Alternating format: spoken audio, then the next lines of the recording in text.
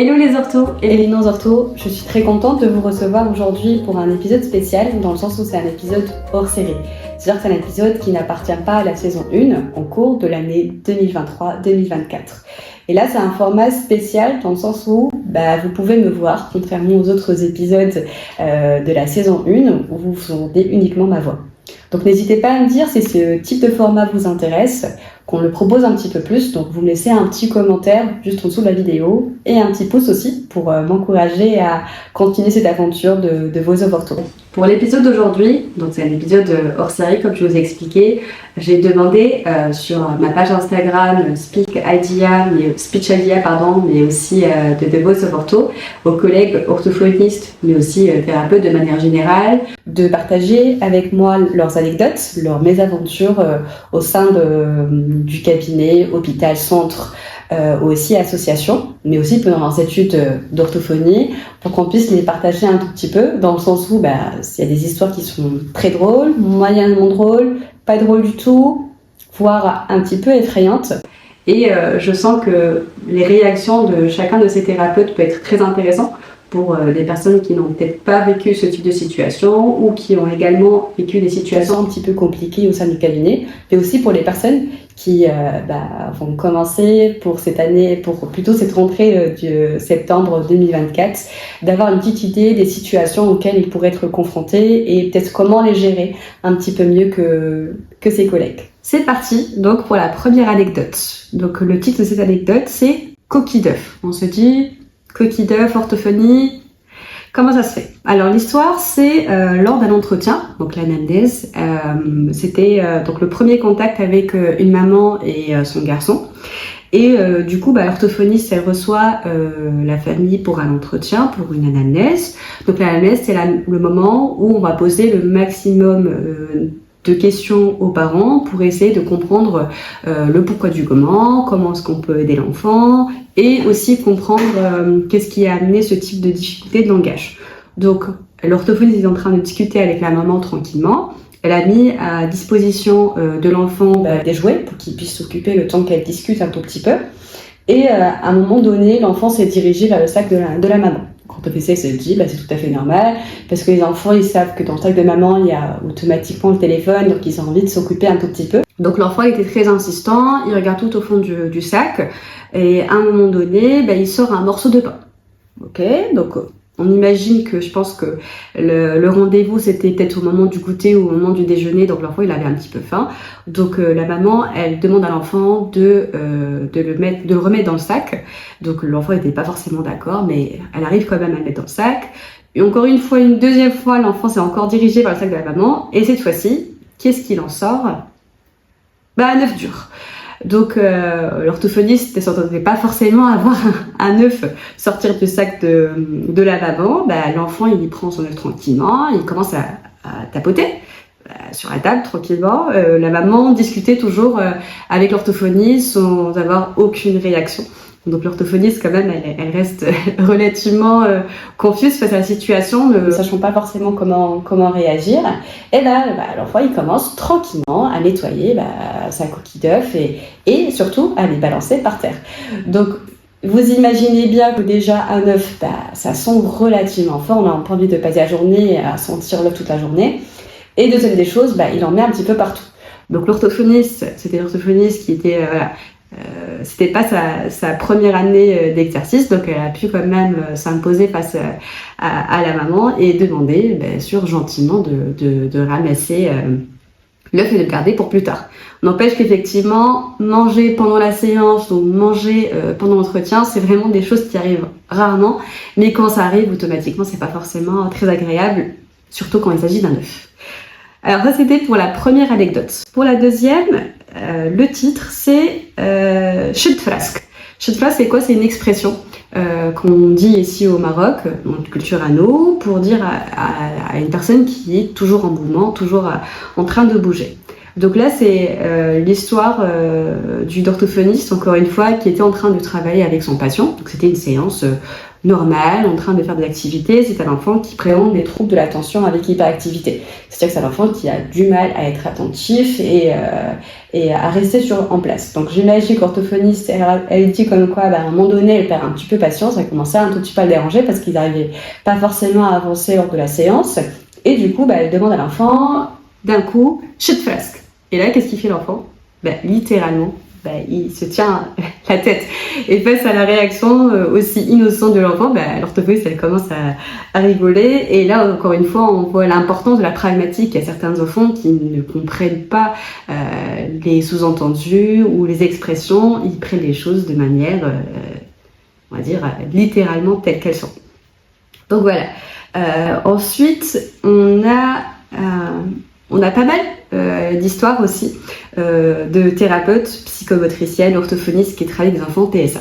Et comme vous le savez très bien, enfants TSA, c'est pas forcément les enfants avec lesquels on a des séances relativement calmes. C'est des fois, ça va un petit peu dans tous les sens. Donc là, c'est une orthophoniste qui reçoit un pré-ado. Je pense qu'il avait entre 10 et 12 ans. Et c'était du coup un enfant qui avait beaucoup de troubles du comportement. C'était pas forcément facile à gérer en séance. L'orthophoniste devait faire son bilan orthophonique pour déterminer ce sous le demande du médecin, du pédopsychiatre. Donc elle a essayé au maximum d'évaluer cet enfant-là. Sauf que l'enfant avait une manie. Et cette manie, c'était de cracher. On sait que ça peut arriver à ce que les enfants TSA s'autostimulent avec leur crachat, crachent un petit peu partout, jouent avec. Sauf que là, c'était un peu différent. Il faut mettre dans le contexte que c'était pendant la période Covid, c'était après le confinement, mais on est toujours en mode alerte. Donc tout ce qui est hygiène, masque et tout ça. Et donc cet enfant-là, non seulement qu'il adore cracher lui avec son crachat, mais surtout, il adore cracher sur la personne. Et donc du coup, non seulement que cet enfant-là crache, mais il crache littéralement sur le visage de l'orthophoniste. Et évidemment, si vous êtes thérapeute, vous savez qu'il y a certains troubles du comportement. Si on réagit, ça va que augmenter ce comportement-là. Donc pour pouvoir éteindre certains comportements, il ne faut pas réagir. Mais vous imaginez bien, sachant qu'elle avait expliqué que c'était son premier rendez-vous. Donc vous arrivez le matin, plein d'énergie, très positif. Premier rendez-vous, 9h30 du matin ou 9h, vous faites cracher dessus. Donc, faut mettre ça dans un contexte où vous imaginez bien, si vous travaillez pas dans un cabinet, vous êtes dans une société ou n'importe, vous arrivez le matin, il y a des gens qui viennent vous cracher dessus, c'est pas forcément très agréable. Et surtout qu'il ne faut pas du tout réagir par rapport à ça. Donc, c'était très, très, très compliqué pour l'orthophoniste. Alors, on a aussi l'histoire du sirop magique. Donc ça, c'est une anecdote qu'une psychomote a eu la gentillesse de nous partager. Donc c'est l'histoire, elle commence donc il y a quelques années. J'avais un petit patient TSA. Il y a beaucoup d'histoires avec les TSA, comme je vous l'ai expliqué. TSA, donc à l'époque, il avait 3 ans. Donc il se déplaçait donc d'une ville à une autre pour pouvoir faire ses séances, que j'imagine dans la ville où il était, il n'y avait pas forcément de psychomote. Donc on passait des séances avec des pleurs, des cris, cela a duré 3 mois. Et comme vous le savez, si vous êtes thérapeute, des fois ça met du temps à s'installer une ambiance de confiance et de coopération avec l'enfant, et des fois c'est pas forcément évident. Donc un jour, il avait beaucoup pleuré et en rentrant chez lui, il a vomi. Donc la maman, elle a senti comme une odeur de sirop, un médicament. Donc la séance d'après, donc j'imagine une semaine plus tard, elle demande si dans notre pratique on donne un traitement médicamenteux pour calmer les enfants. J'ai bien rigolé et la maman s'est excusée parce qu'elle était gênée de la situation. Donc effectivement, des fois, si les parents ne sont pas vraiment dans un milieu où ils sont très généralement confrontés à des thérapeutes, on ne sait pas forcément ce qu'ils sont plutôt, on va dire, ont l'habitude d'être face à des médecins. Donc médecins, dit traitements, dit injections et tout ça. Alors qu'avec des thérapeutes, il n'y a pas de médicaments. On travaille, on manipule, on fait des choses ensemble, mais il n'y a pas de médicaments, de traitements. Donc j'imagine toute la confusion de la maman. Donc du coup, la maman, elle s'est excusée parce qu'elle était gênée de la situation et donc elle a assuré d'un air amusant. On lui demande pourquoi elle avait attendu toute une semaine pour pouvoir poser la question, qu'elle pouvait l'appeler sans aucun problème et poser la question directement. Donc du coup, encore une fois, la communication elle est super importante si vous vous sentez pas forcément à l'aise sur certaines situations ou que votre enfant a fait une réflexion, une remarque après la séance. Il faut pas hésiter à en parler avec le thérapeute et pas les garder pour soi. Donc la séance suivante, dès que le petit m'a vu, il est arrivé vers moi, il m'a pris la main et on est allé à la salle sans aucune opposition. La maman était très surprise et très contente en même temps. Elle a exprimé sa joie et donc du coup je me suis retournée en rigolant en lui disant vous voyez madame, c'est le résultat du sirop magique. Donc ça c'était l'histoire du sirop.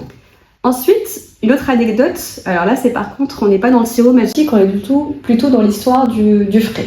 Alors là c'est encore la même thérapeute, toujours la psychomote, qui nous raconte, donc j'ai travaillé pendant quelques temps avec un jeune petit TSA qui n'était pas très coopérant. Pour l'instant, rien de bien bizarre. Au bout de quelques séances, elle a arrêté de s'opposer et a manifesté une joie en venant à sa séance de psychomotricité. Elle voulait toujours accompagnée de son papa et un jour, à la fin de notre séance, le papa m'a remercié en souriant et en me disant « Bravo madame, vraiment votre frais est très puissant ». Et quand on dit frais, c'est comme si la thérapeute faisait de la magie noire, qu'elle avait des capacités, on va dire, incroyables et irréelles de manipuler ces enfants-là et de passer d'une phase très compliquée avec beaucoup de pleurs et de cris à une phase avec beaucoup de plaisir et de joie. Donc sachez que pour être une bonne thérapeute, il faut avoir un sirop magique et un frais qui est relativement puissant. Voilà. Alors là, c'est l'histoire d'une orthophoniste qui travaille avec de jeunes enfants, des bébés, qui présentent une trisomie 21. Et si vous travaillez avec ce type d'enfants, vous savez des enfants qui vont généralement avoir une hypotonie relativement importante au niveau du visage, au niveau des muscles romio-fasciaux. Donc on va faire pas mal de massages, de stimulation pour justement renforcer tous ces muscles-là. Donc du coup, je fais les séances avec les parents pour expliquer comment faire les massages, aussi bien les massages au niveau du visage que les massages intrabuccales qui sont tout aussi importants. Et donc du coup, c'était une petite de 6-7 mois. Donc vous savez que cette période-là, c'est là où l'enfant il va commencer à avoir ses premières dents. Et qui dit dents de bébé, dents de nourrisson veut dire des lames de rasoir. Et donc du coup, j'étais très occupée à parler avec la maman pendant que je faisais le petit massage pour lui expliquer. Et alors que j'étais en train de faire mon massage intrabuccal, donc à l'intérieur de la bouche, et à un moment donné, j'essayais de stimuler un tout petit peu la langue de l'enfant. Et c'est à ce moment-là qu'elle a eu cette idée de fermer sa bouche.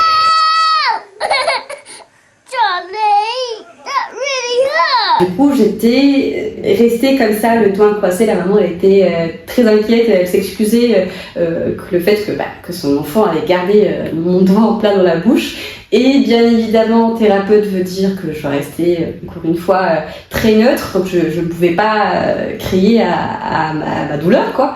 Et du coup, je rassurais la maman, ne vous inquiétez pas, c'est pas grave. Et j'essayais au maximum d'ouvrir, mais l'enfant n'était pas forcément coopérant. Donc, je peux vous dire que j'ai gardé mes petites traces pendant quelques jours, mais rien de bien méchant. Mon doigt fonctionne tout à fait normalement, mais n'empêche que ne pas oublier que si vous faites un massage intrabuccal avec l'enfant, restez vigilant et surtout avoir de bons réflexes. Surtout si vous travaillez avec un enfant TSA qui sont très imprévisibles. Il faut avoir toujours les bons réflexes pour pas se faire mal. Voilà. Une histoire qui est pas super drôle, là pour le coup. Alors, l'orthophoniste, plutôt la thérapeute, nous dit, donc elle nous parle de la pire situation auquel elle a fait face pendant son exercice. Donc, j'avais une séance avec un petit qui était accompagné par son papa. Et en allant chercher dans la salle d'attente, il avait l'air plus ou moins absent. C'est vrai que pour l'instant, il n'y a rien de bien bizarre. Ça arrive que parfois, les enfants, surtout si on les voit en fin de journée ou après l'école, ils vont être un tout petit peu fatigués et pas forcément, on va dire, plein d'énergie. Donc, la thérapeute pensait qu'il manquait de sommeil. Une fois devant la porte de la salle, le petit commence à perdre son équilibre. Donc, j'ai appelé son papa, sachant que le papa, il est médecin. Il me dit que le petit est en train de faire une crise d'épilepsie. C'est vrai qu'il faut pas oublier que parmi les enfants avec qui on travaille, ils ont généralement, pas toujours, mais ça arrive très souvent qu'ils aient d'autres pathologies à côté, qu'ils soient sous traitement pour d'autres pathologies. Et l'épilepsie, c'est parmi les choses qu'on retrouve souvent. Donc elle nous explique qu'il n'a pas eu de crise depuis l'âge de 3 ans et qu'il avait actuellement 6 ans. Donc il a passé quand même 3 ans sans aucune crise, sous traitement. Donc le petit commence à perdre conscience et devenait sinusé. Donc il faut imaginer l'état dans lequel la thérapeute était, mais elle essayait quand même de garder son calme et son sang-froid. C'est pour ça que c'est très important parce que dans ce type de situation, même si j'imagine ici le papa est médecin, il a les bons réflexes, des fois ça peut être très compliqué, surtout quand c'est lui de notre enfant ou d'autres patients, on se laisse un petit peu emporter par nos émotions. Donc garder son calme et essayer de vraiment penser avec sa tête, c'est super important. Et surtout être relativement fort pour les parents, pour les rassurer et les accompagner. Donc le papa me demande de l'accompagner, si c'était possible dans la voiture, pour l'emmener à la clinique. Heureusement, le pédiatre dans le bâtiment avait accepté de le voir en toute urgence.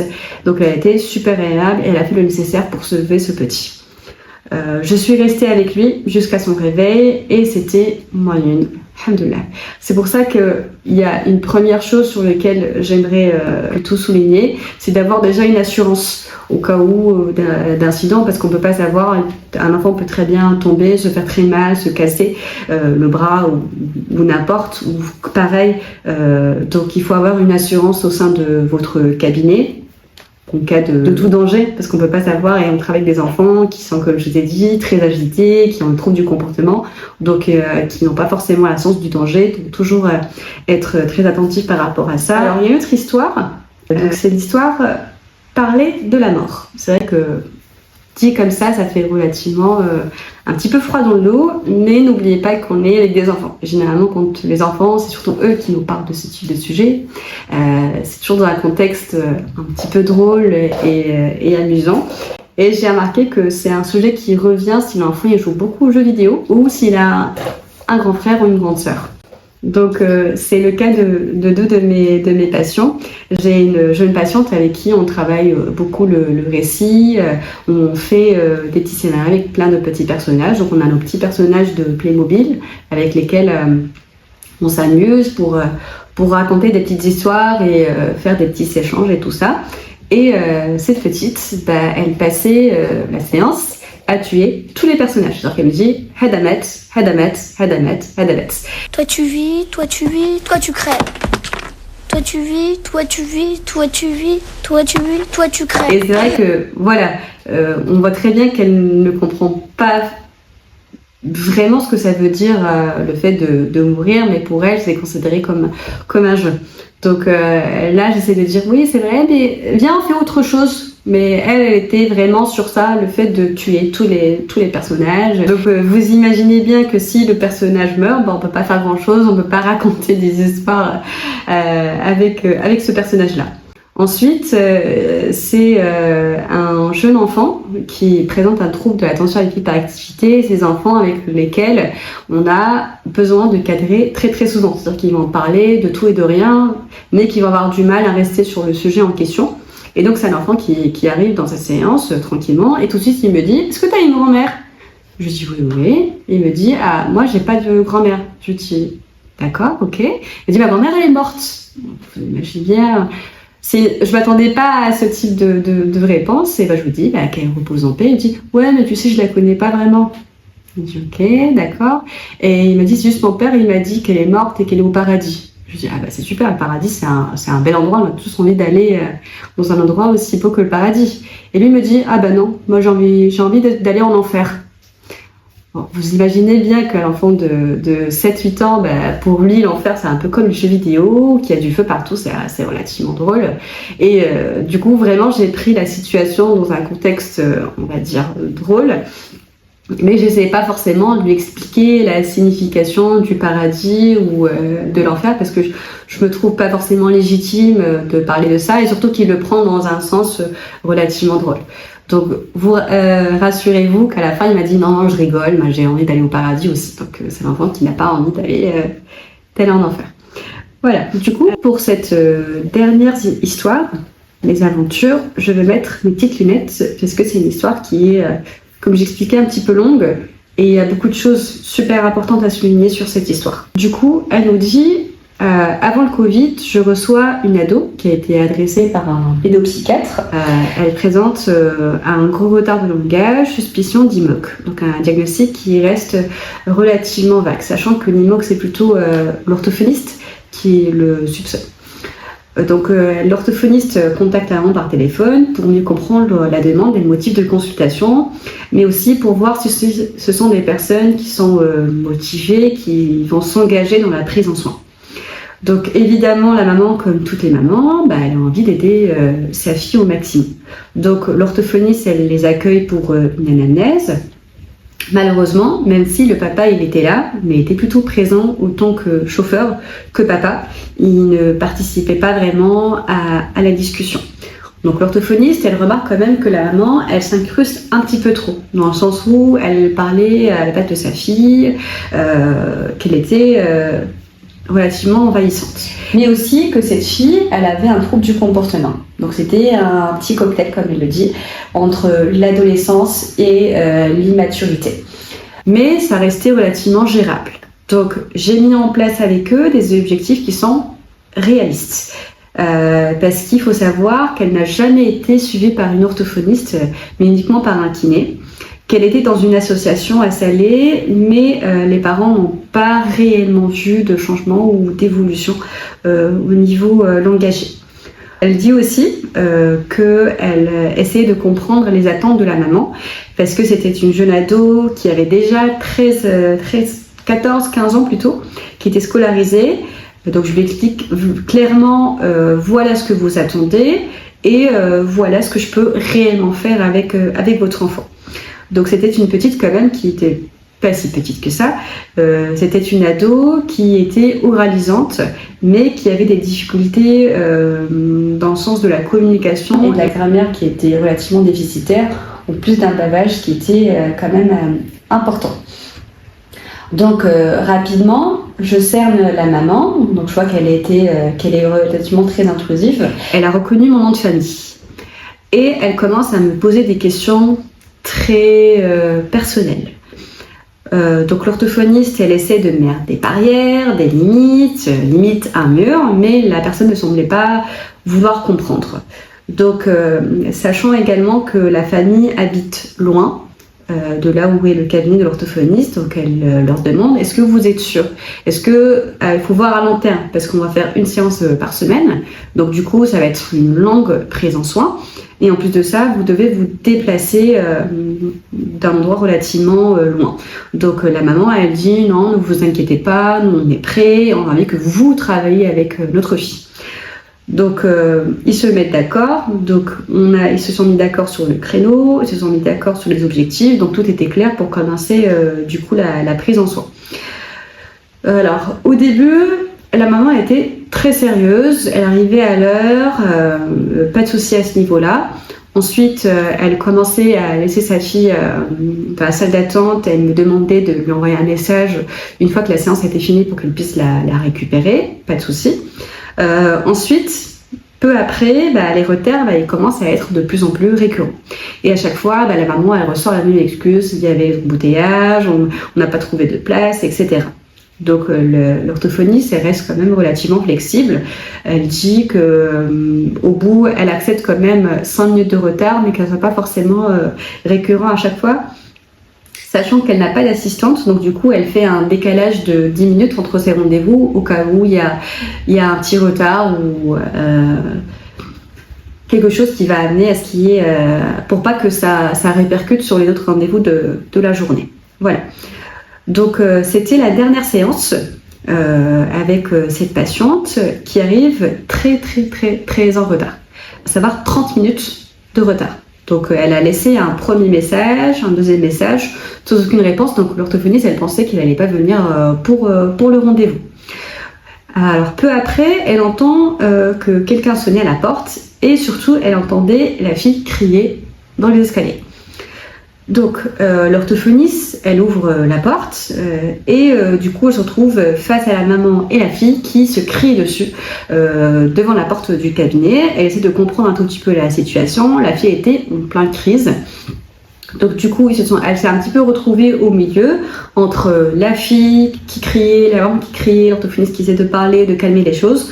Donc c'était relativement compliqué. Ensuite, la fille, elle s'est calmée, donc elle a accepté de se calmer tout court.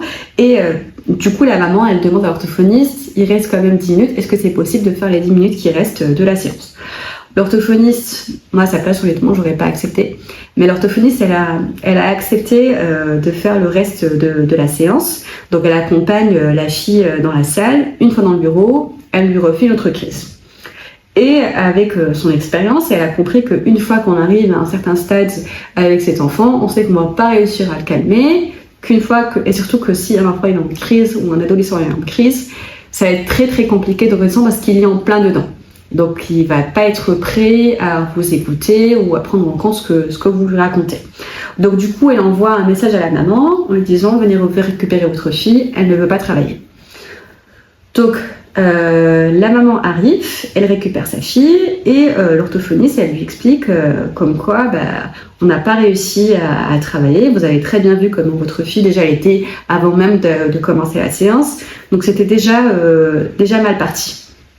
Et en plus du retard qui était relativement important, 30 minutes de retard quand même. Donc du coup, la maman et la fille, elles partent. L'orthophoniste, elle se retrouve dans un état relativement pas agréable parce que vous imaginez bien, il y a personne qui vous crie dessus, que c'est dans le cabinet, vous êtes toute seule, elle n'a pas de secrétaire ni d'assistante. Donc du coup, on est relativement très épuisé au niveau de notre énergie et il faut savoir qu'il y a après d'autres rendez-vous, donc on a besoin d'être au top pour tous les autres patients de la journée qui en aucun cas vont devoir payer le prix de cet épisode-là de votre journée. Et donc du coup, le lendemain, l'orthophoniste, elle prend son téléphone, elle envoie un message à la maman, disant qu'avec ce qui s'est passé, avec son enfant, qu'elle remarque que ça va être très compliqué de remettre en place un cadre et une coopération avec cette jeune ado, et surtout que l'enfant, elle a fait limite un blocage face à l'orthophoniste, et donc du coup, ça serait bien de peut-être suspendre les séances et faire une petite pause, le temps qu'elle soit prête, et à ce moment-là, on pourrait reprendre. Mais s'il le souhaite, elle serait tout à fait apte à lui passer les coordonnées de consoeurs, de collègues qui seraient plus aptes de travailler avec cette jeune ado. Donc pour l'instant, rien de bien méchant. C'est ce qu'on fait de toute façon quand on voit que des fois ça n'avance pas avec un patient. On propose ce qu'on appelle des fenêtres thérapeutiques, dans le sens où on fait une petite pause et on laisse l'enfant un petit peu souffler. Parce que comme on le sait très souvent, surtout dans le cas d'un retard global du développement, il y a beaucoup de choses qui ne fonctionnent pas et que c'est des prises en soins à long terme. Donc on laisse l'enfant respirer, même les parents respirer un tout petit peu et après hop, on reprend avec une meilleure énergie. Ou quand ça ne matche pas comme là, la fille elle a fait peut-être un blocage face à l'orthophoniste et surtout que le comportement de la jeune ado, comme il l'expliquait, qu'elle a quand même dit des choses qui sont relativement dures et pas très polies, surtout à l'orthophoniste, donc on se voit difficilement se remettre dans une prise en soin respectueuse avec un cadre, avec des limites, parce qu'elle a vraiment franchi la limite à ne pas dépasser. Donc du coup, elle a eu le bon réflexe de proposer à la maman de l'orienter vers d'autres collègues et d'autres orthophonistes qui pourraient tout à fait être aptes de travailler avec ses enfants. Donc du coup, rien de bien méchant. Donc la maman, elle envoie un long message audio qui a laissé l'orthophoniste sans voix. C'est-à-dire que c'était un message, comment dire, menaçant. Réellement menaçant.